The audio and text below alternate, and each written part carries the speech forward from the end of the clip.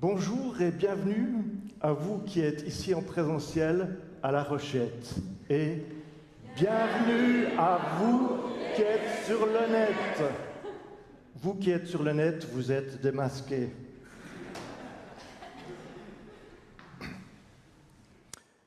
En ce jour de jeûne fédéral et de prière, merci d'être là toute cette journée jusqu'à 16h cet après-midi. Nous finirons par le partage d'une tarte aux pruneaux, des pruneaux de César évidemment. C'est peut-être ainsi que je vous aurais accueilli en un de ces jours de pénitence et de prière organisés après la Réforme et unifiés en 1832 pour toute la Suisse. Mais nous sommes en 2020, nous finirons à l'heure. Il n'y a plus que le canton de Vaud, le Jura bernois et Neuchâtel qui comprennent qu'après un tel effort, il faille un jour de congé. Mais on apprécie en cette période de septembre d'avoir ce week-end prolongé. Dans le christianisme aujourd'hui, dans la parution de ce mois, j'ai trouvé ce texte. Les valeurs du jeûne fédéral affirment notamment notre besoin de l'aide de Dieu au niveau personnel, mais aussi pour notre pays. Nous nous souvenons que ce jour a été un facteur d'unité, de paix et de compréhension mutuelle dans notre État fédéral. Je nous invite à la prière.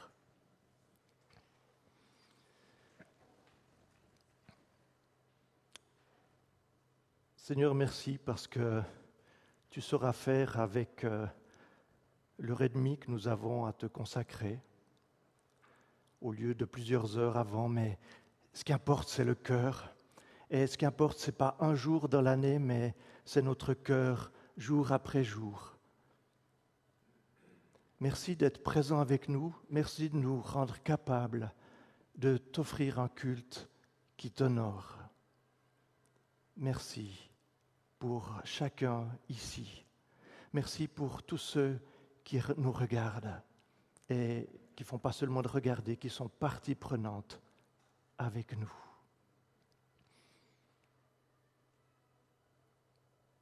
Merci pour toutes les personnes qui ont rendu ce culte possible et tous ceux qui prendront la parole, qu'ils le savent maintenant ou qu'ils ne le savent pas encore, parce qu'il y aura un appel au témoignage.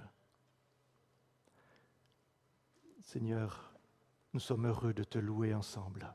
Amen.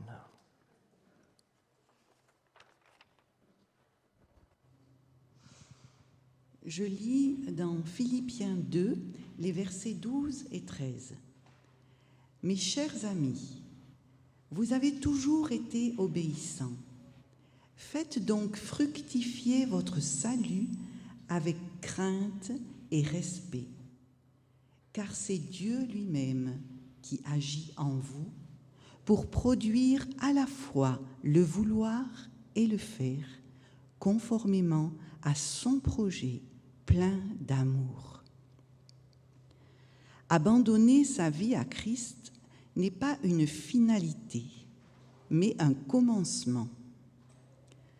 Par l'Esprit commence alors un travail en profondeur, se débarrasser de notre ancienne manière de vivre, être renouvelé dans nos pensées, purifié de toutes les habitudes néfastes transmises par notre milieu familial, libéré, entre autres, de toutes nos fausses idées sur ce que doit être la vie d'un ou d'une chrétienne.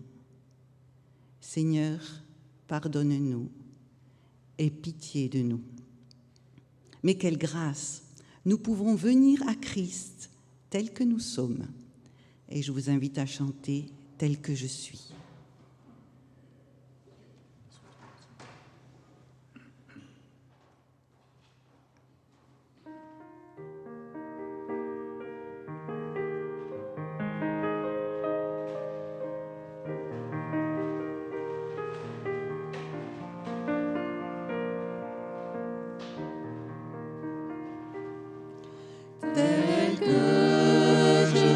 parti sans rien à moi, sinon ton sang versé pour moi, et ta voix qui m'appelle à toi, agneau de Dieu, je viens,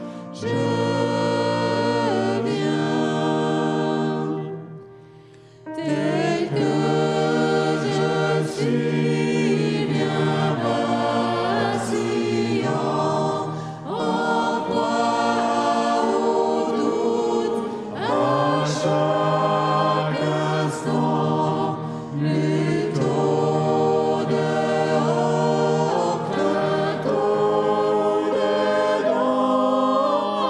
agneau de Dieu, je viens,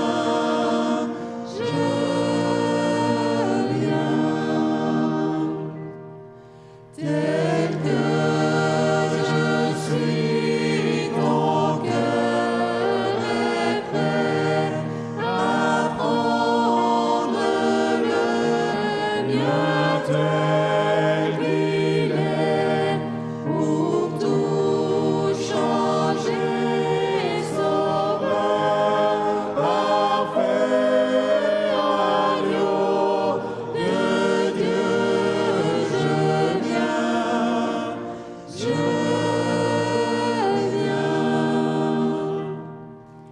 tel que je suis, ton grand amour à tout pardonner sans retour. Je veux être à toi dès ce jour, agneau de Dieu, je viens,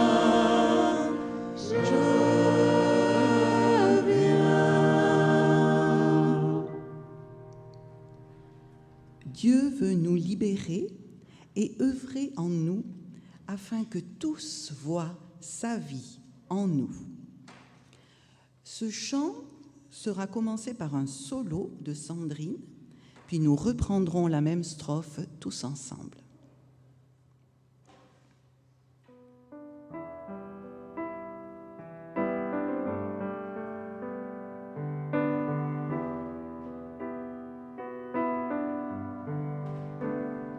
J'étais brisée, vide et sans espoir. Ta grâce m'a trouvée, m'a restaurée.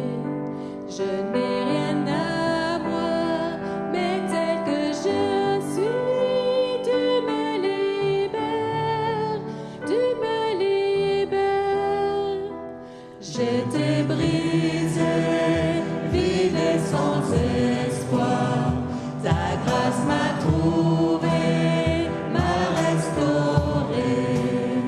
Je n'ai rien à moi, mais tel que je suis, tu me libères, tu me libères. Grâce infinie de notre Dieu, qui un jour m'a sauvé.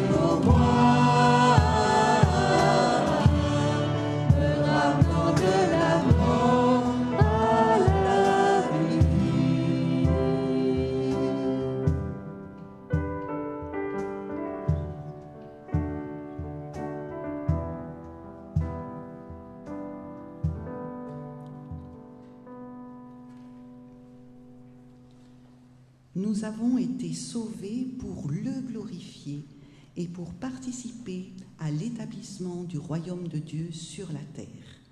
Je vous propose un chant qui s'intitule « Que ton règne vienne ».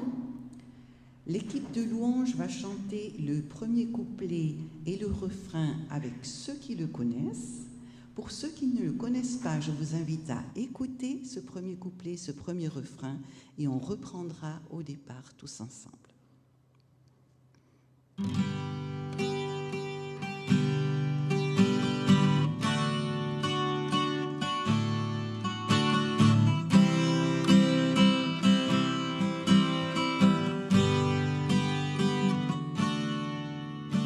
Notre Père qui est aux cieux, que ton nom soit sanctifié, qu'il soit connu en tout lieu, qu'il soit loué, honoré.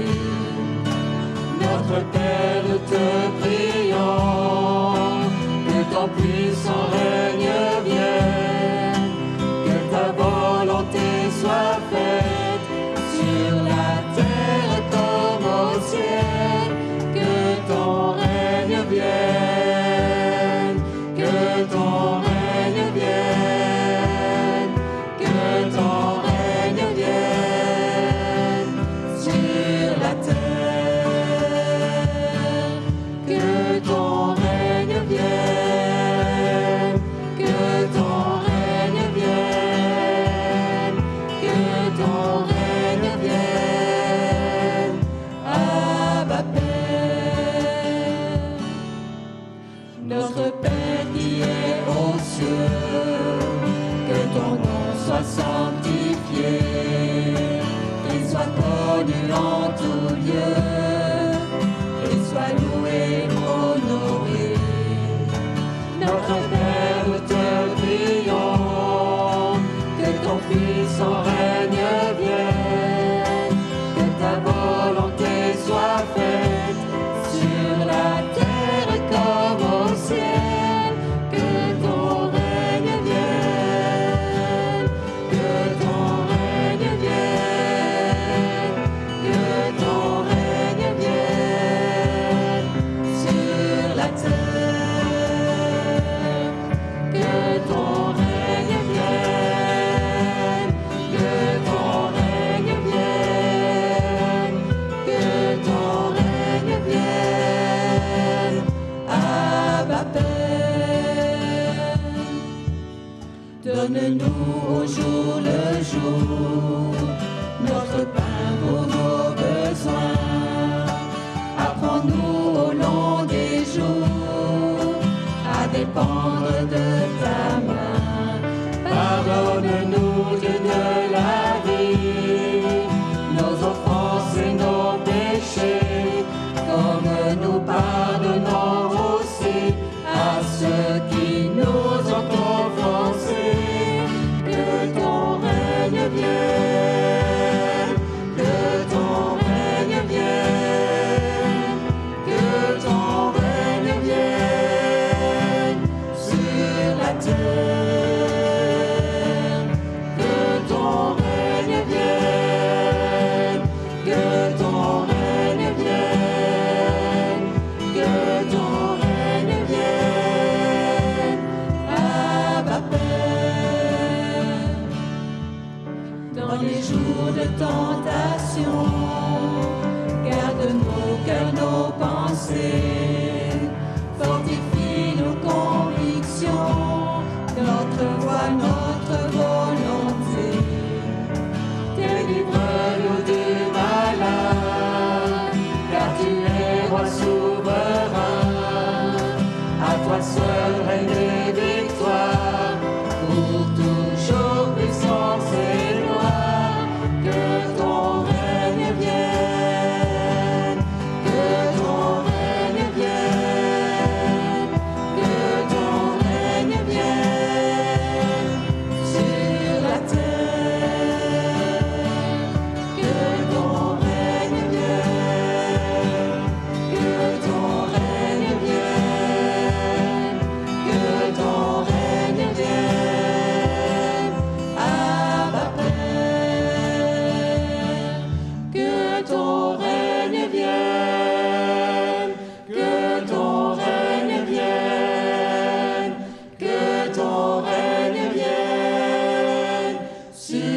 la terre.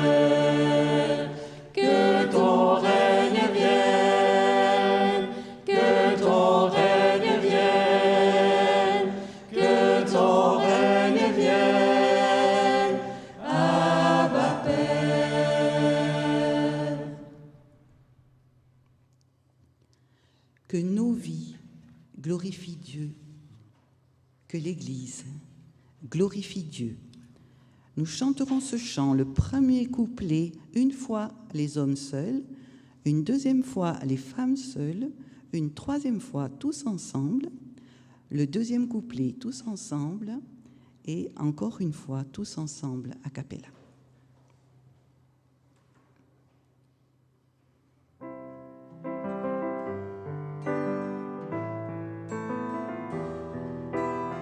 Que ma vie te glorifie, te glorifie.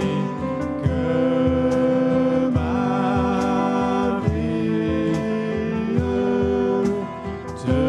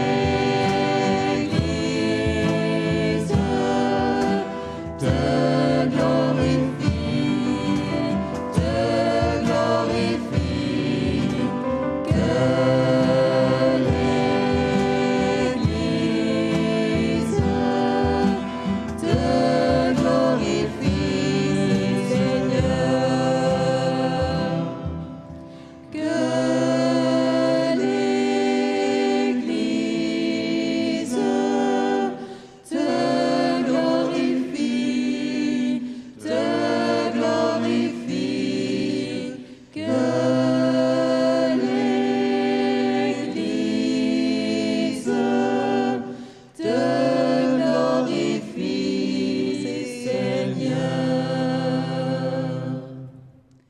Amen. Je vous invite à reprendre place.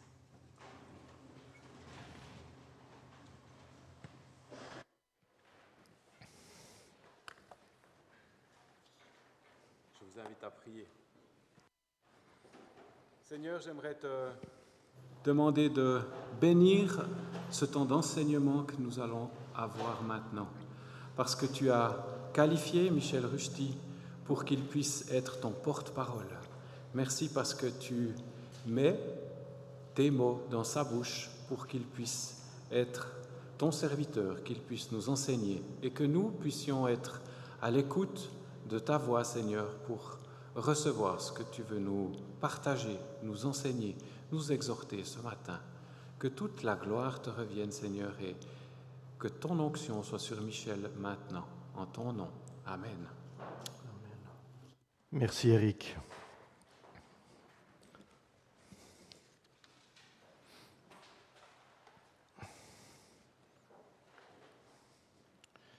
J'enclenche la maniclette. Voilà. Il y a différentes manières d'apporter un message. je vais me placer en tant qu'avec le rôle que j'ai ici de pasteur aumônier.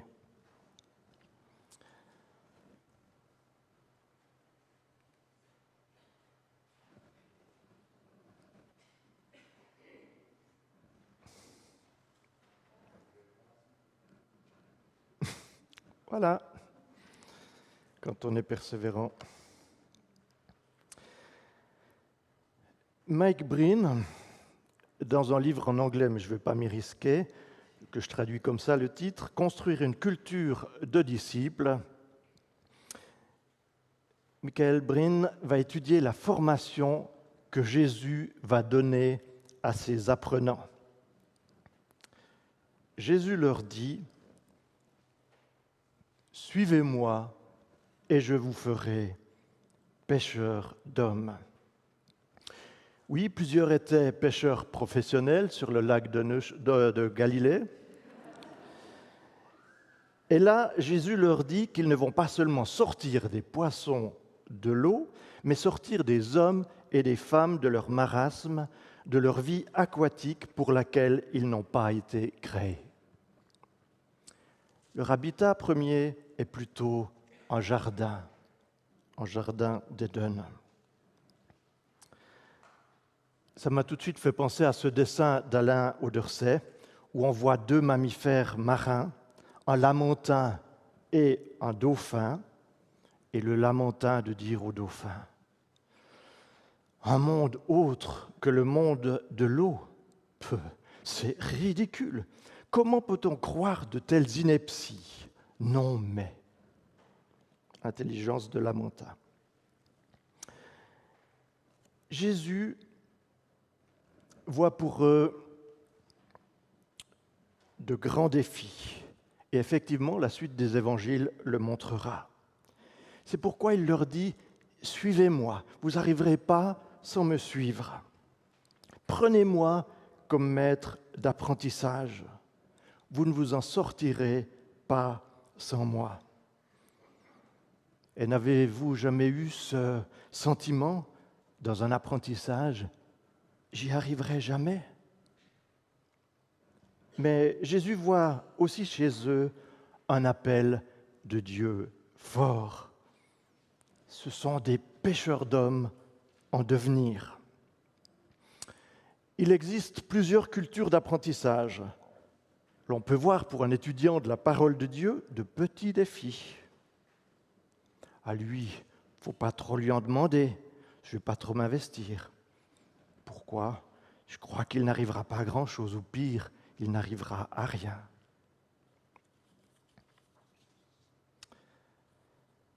Et ainsi, Mike Breen dégage dans son livre 4 cultures ou 4 visions de la formation de disciples.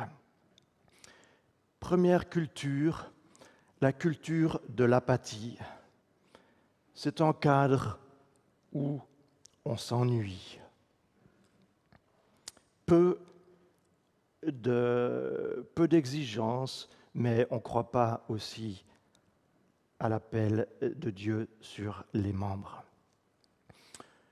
Une deuxième culture, la culture du confort. On voit un grand appel pour les gens, mais alors on exige très peu. C'est un peu l'église du pasteur Pommade. Troisième culture, celle du découragement. On exige beaucoup des uns et des autres, mais on pense les gens finalement pas très capables, pas très appelés. Est-ce que Dieu peut faire quelque chose dans leur vie et au travers d'eux ? Alors, c'est peut-être la culture dans laquelle je suis né, au Locle, cité de la précision. On exige beaucoup, et puis on se moque beaucoup aussi. Et dernière culture, la culture de la capacitation. Alors rassurez-vous, ça vient de l'anglais, mais ça vient aussi du latin, capax, et c'est dans le dictionnaire français. C'est un terme de sociologie. Mais l'idée ici, c'est de dire que ça ça équipe les gens, ça équipe les disciples et ça leur permet d'avoir les capacités des défis pour lesquels ils sont mandatés. Jésus s'approche de ces hommes appelés par Dieu en les honorant, en leur faisant grâce, en leur disant « Mais oui, sois mon disciple ». Jésus voit le potentiel de vie en chacun d'eux. Et aussi parce qu'il va manifester sa vie en eux par le Saint-Esprit. Mais Jésus est aussi exigeant parce qu'il voit le potentiel de mort. Il voit tout ce qui peut les faire passer à côté de leur appel et on se souvient qu'un d'eux ira jusqu'au suicide. Ça, dans une église. Enfin, dans l'équipage Jésus, ce n'était pas parfait.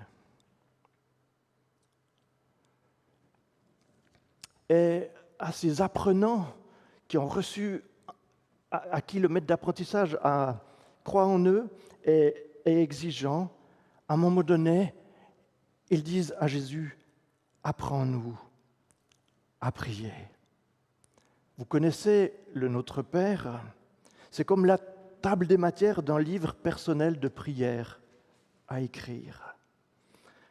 Notre Père qui es aux cieux, que ton nom soit sanctifié, que ton règne vienne, que ta volonté soit faite sur la terre comme au ciel. D'autres traductions disent, pour que ton nom soit sanctifié, sois reconnu pour qui tu es. Sois reconnu pour qui tu es, Dieu.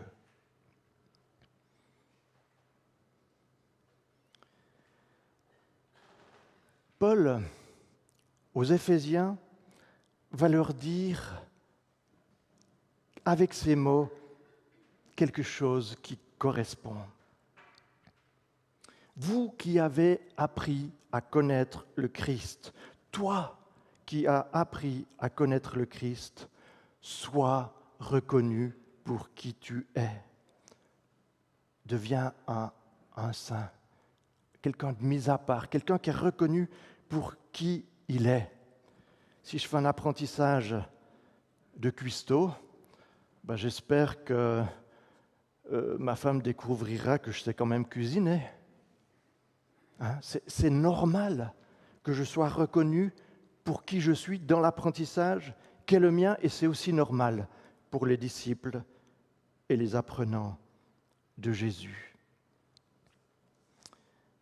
Et Paul va dire, oui, sois reconnu pour qui tu es, toi apprenant de Jésus, mais on voit que les 12 disciples et d'autres, c'était pas toujours... l'apprentissage a été dur. Et ils ont failli tous rater l'examen. Ils l'ont réussi quand Jésus est ressuscité. Quand le Saint-Esprit est venu, quand ils ont été rencontrés par le Christ ressuscité. Et là, on voit, pas seulement 12, mais une quantité d'apprenants et d'apprenantes rencontrés par le Christ. Des histoires extraordinaires de ces hommes et de ces femmes qui ont bouleversé le monde de l'époque. Paul aussi pourra témoigner d'avoir été rencontré par le Christ. Il en est même tombé de son cheval.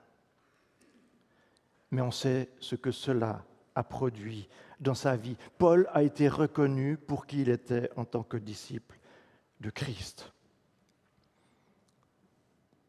Et Paul, ayant vécu quelque chose de si fort, manifeste parfois une certaine impatience chez ceux qu'il rencontre. Il aimerait voir cette vie de disciple se manifester.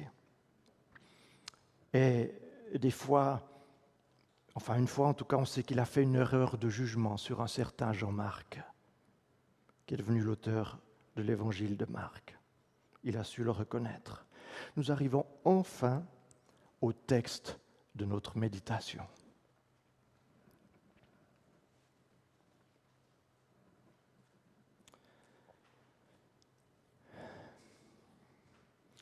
Paul voit chez ceux pour qui il écrit de grands défis. Il voit aussi un appel fort. Il sait combien le Christ peut changer une vie. C'est pourquoi je vous dis ceci et j'insiste au nom du Seigneur. Ne vivez plus comme ceux qui ne connaissent pas Dieu. On doit avoir une différence. Ce n'est pas possible autrement si vous avez été rencontrés par le Christ. Ceux qui ne connaissent pas Dieu, leur pensée ne mène à rien. Leur intelligence est obscurcie. Ils ne participent pas à la vie de Dieu.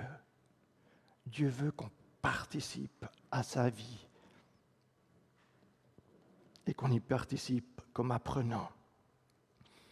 En effet, ces gens sont ignorants parce que leur cœur est fermé. Ils sont comme ce lamantin enfermé sous l'eau. Ils ne savent plus ce qui est bien et ce qui est mal, et ils se conduisent n'importe comment. Toutes les actions immorales qu'ils ont envie de faire, ils les font sans se gêner, et ils en font même leur identité.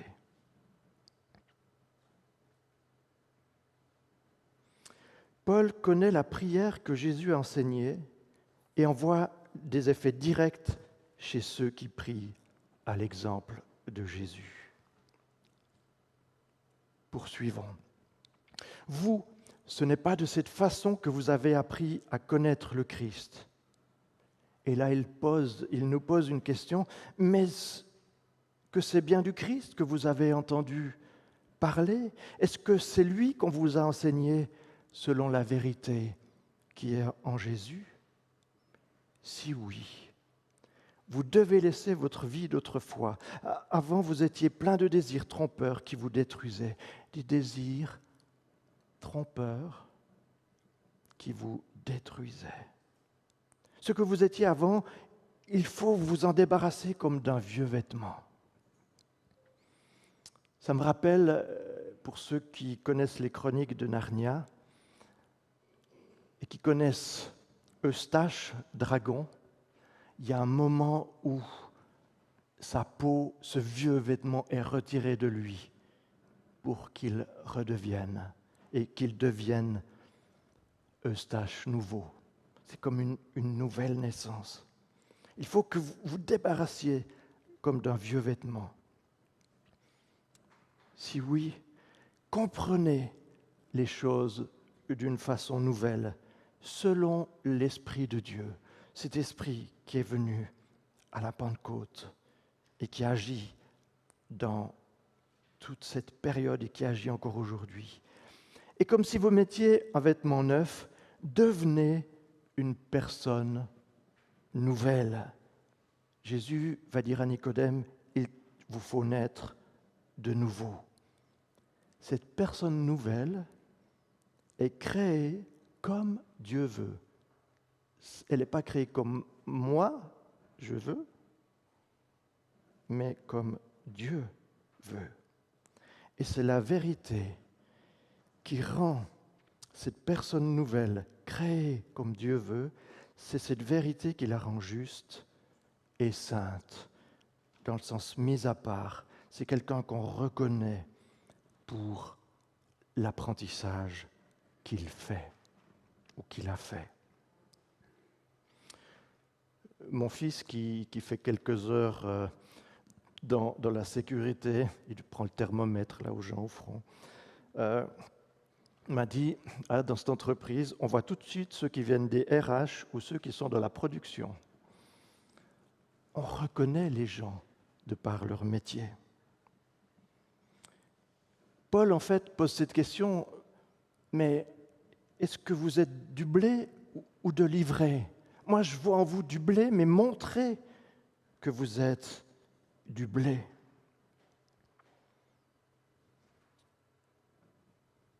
Soyez démasqués. Ne vous cachez pas. Paul, pourtant, n'est pas un saint au sens où ça tourne au-dessus de la tête. Il dira dans Romains 7, « Ah, je ne fais pas le bien que je veux, je fais le mal que je ne veux pas. » Mais Paul se dissocie du mal qu'il commet. Et à Romains 8, il va dire « Rien ne pourra me séparer de l'amour manifesté en Jésus-Christ. »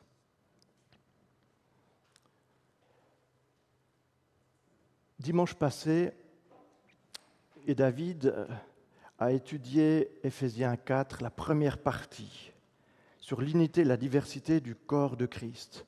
Et il nous a dit, premier aspect pour l'unité et la diversité dans le corps du Christ, il faut qu'il y ait du pardon entre nous.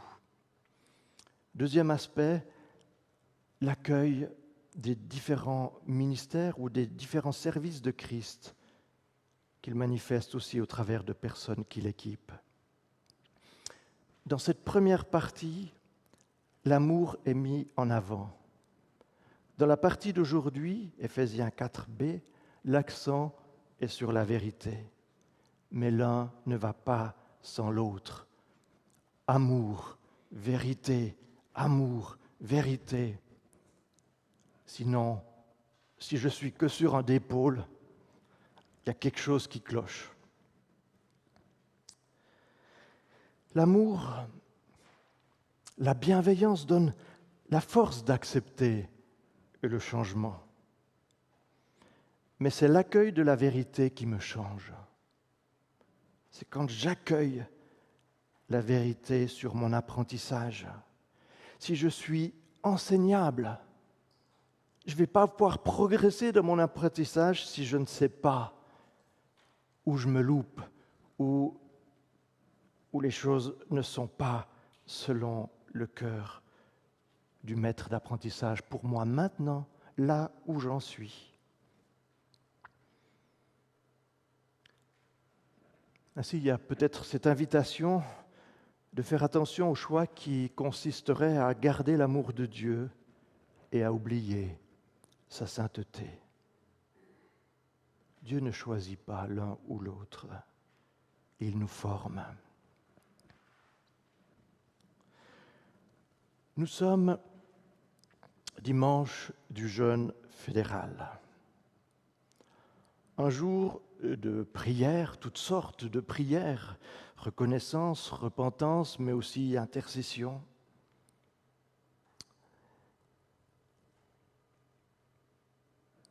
Mais si vous regardez bien,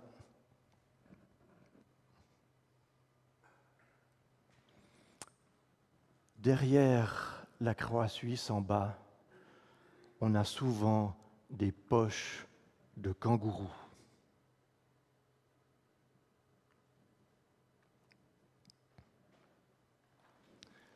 Et quand on ouvre, c'est un peu sale dessous. Puis des fois, on décide de ne pas ouvrir. Par contre, si la vie de Christ est ouverte, on voit qu'elle est sans tache ni ride.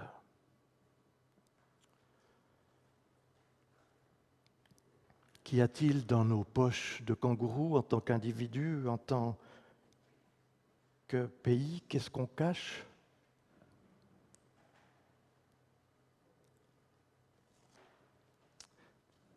J'aimerais ici parler un peu de repentance, parce que dans la Bible, c'est au centre de la prédication du royaume de Dieu. Dans le cours Vivre libéré, il a été question de 4 R. Pour la repentance, c'est premièrement reconnaître son péché et recevoir le pardon du Seigneur. C'est deuxièmement résister et renoncer à tout ce qui s'oppose à la vérité de Dieu. C'est remplacer et renouveler, prendre un engagement à marcher dans la vérité, à renouveler notre pensée par la vérité. C'est aussi, quatrièmement, recevoir et se réjouir, recevoir la plénitude du Saint-Esprit qui nous donne la capacité de progresser.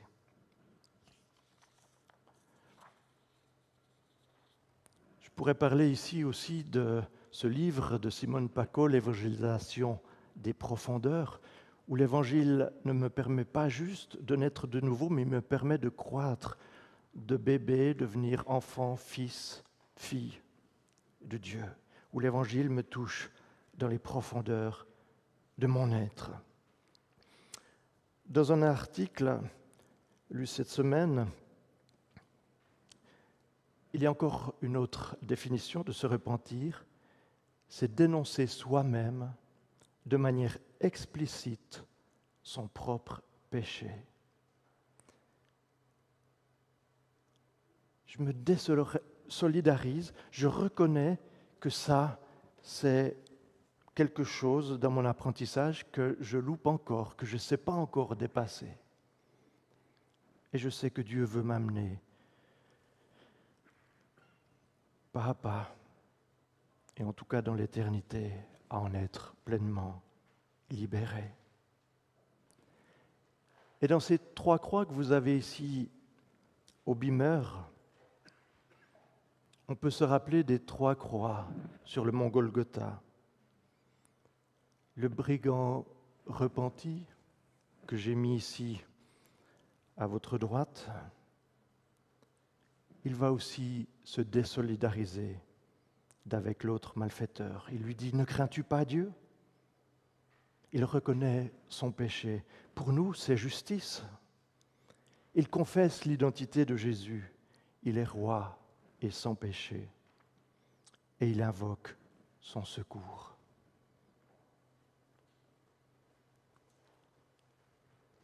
Souviens-toi de moi.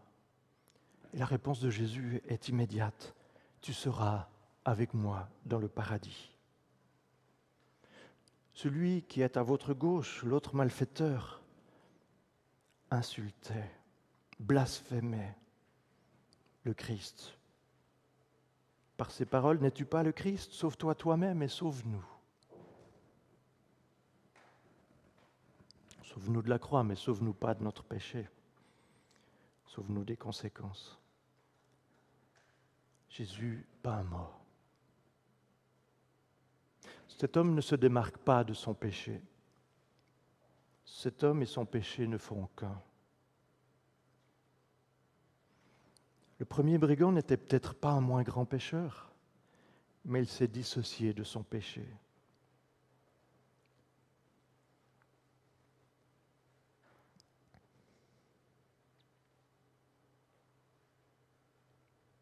Et de conclure avec Martin Luther, Dieu déclare juste celui qui se déclare pécheur.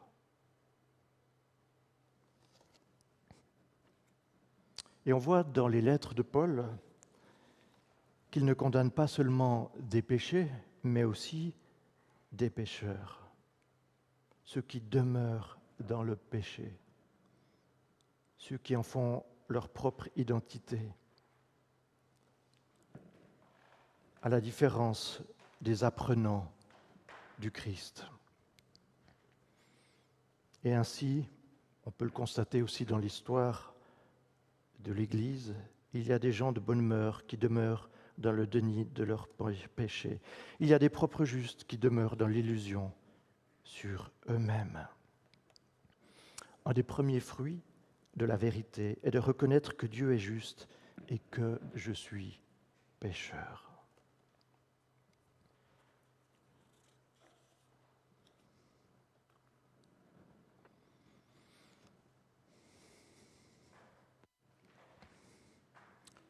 Nous avons commencé par le début des évangiles, passé par Actes, les épîtres, et nous terminerons par l'avant-dernier verset de la Bible. Celui qui atteste ces choses dit « Oui, je viens bientôt. » Amen, oui. Viens, Seigneur Jésus. Un cri magnifique de ceux qui aiment leur maître d'apprentissage et qui ont vu leur vie être transformée, qui se sont vus équipés, qui ont découvert des capacités qu'ils n'avaient pas par eux-mêmes. Mais la venue du jour du Seigneur, que nous attendons avec impatience, sera aussi un jour redoutable pour celui qui ne se dissocie pas de sa nature de péché et ne se revêt pas du vêtement du salut.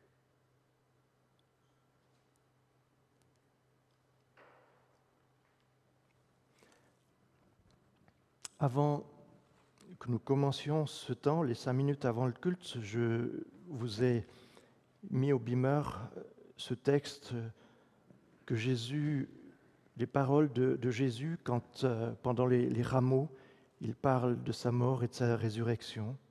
En vérité, je vous le dis, si le grain de blé ne tombe en terre et ne meurt, il reste seul. Mais s'il meurt, il porte beaucoup de fruits. Celui qui s'attache à sa propre vie la perdra, mais celui qui fait peu de cas de sa vie en ce monde la gardera pour la vie éternelle. Si quelqu'un veut être à mon service, qu'il me suive. Là où je serai, mon serviteur y sera aussi. Si quelqu'un est à mon service, le Père lui fera honneur. Nous prions. Père, nous souhaitons ta volonté sur cette terre. Et toi, tu la souhaites dans nos vies. Viens à notre secours, donne-nous de savoir que tu n'es pas seulement exigeant, mais que tu vois en nous un appel fort. Tu as des rêves pour nous. Tu sais que comme le blé, nous pouvons changer de nature et porter un fruit qui t'honore. Oui, Père, nous voulons te suivre, rencontrer encore et encore par le Christ ressuscité. Merci parce que l'œuvre que tu as commencée en nous, ton cœur, c'est de l'achever. Nous acceptons d'être tes apprentis. Nous acceptons ta lumière, ta présence dans nos vies. Amen.